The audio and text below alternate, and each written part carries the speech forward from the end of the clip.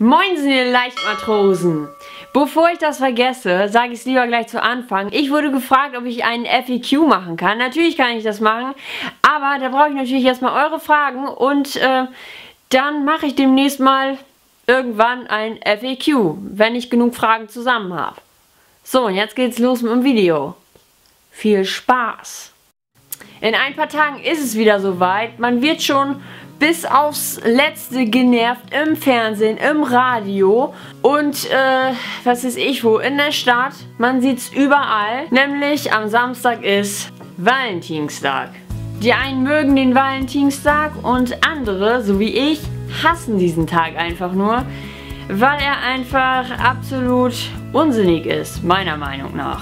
Deswegen habe ich dieses Video auch Anti-Valentinstag genannt, weil ich finde, es gibt schon viel zu viele Videos, die für diesen blöden Valentinstag sind. So, und es gibt zwei Arten von unverliebten Menschen. Einmal sind das die gerade auf der Suche sind, beziehungsweise sich auch verlieben wollen. Und dann gibt es natürlich noch die sich nicht verlieben wollen. Jetzt stellt sich natürlich die Frage, was mache ich am Valentinstag?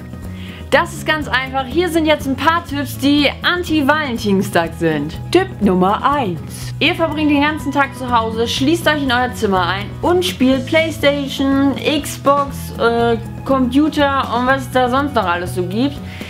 Dann kriegt ihr hoffentlich von diesem ganzen Scheiß nichts mit. Tipp Nummer 2. Ihr trefft euch einfach mit Freunden, die natürlich keinen Freund oder eine Freundin haben, weil das würde das Ganze wiederum kaputt machen, wenn die ihren Freund oder ihre Freundin mitbringen, weil dann würde das wieder damit enden. Tipp Nummer 3. Falls ihr zu denen gehört, die im Moment nicht verliebt sind, aber sich gerne eine Beziehung wünschen, dann würde ich euch raten, geht einfach zu einer Single-Party. Und das nicht nur am Valentinstag, sondern vielleicht auch mal an anderen Tagen.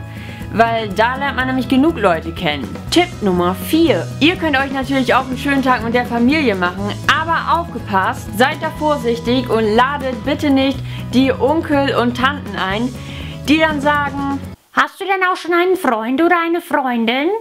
Bitte ladet die nicht ein, denn dann ist die Stimmung nämlich komplett im Arsch. Tipp Nummer 5. Wenn euch denn trotzdem noch jemand mit dem Valentinstag auf den Geist geht, dann sagt ihm einfach, dass dieser Tag nur Geldmacherei ist und dass man jemanden jeden Tag sagen sollte, dass man ihn lieb hat und nicht nur an einem Tag im Jahr. Jetzt sind wir auch schon wieder an der Endcard angelangt. Wenn euch das Video gefallen hat, dann gebt mir doch einen Daumen nach oben. Und wenn ihr mich noch nicht abonniert habt, dann dürft ihr auch gerne das tun. Ist natürlich alles kostenlos. Und ja, hier oben kommt jetzt so ein Video von letzter Woche. Das mit dem schönen Rechtschreibfehler. Und hier drunter kommt jetzt ein plattdeutschen Video.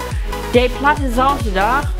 Und ich würde sagen, wir sehen uns entweder Samstag mit einem plattdeutschen Video wieder oder nächste Woche Mittwoch um 15 Uhr. Tschüss!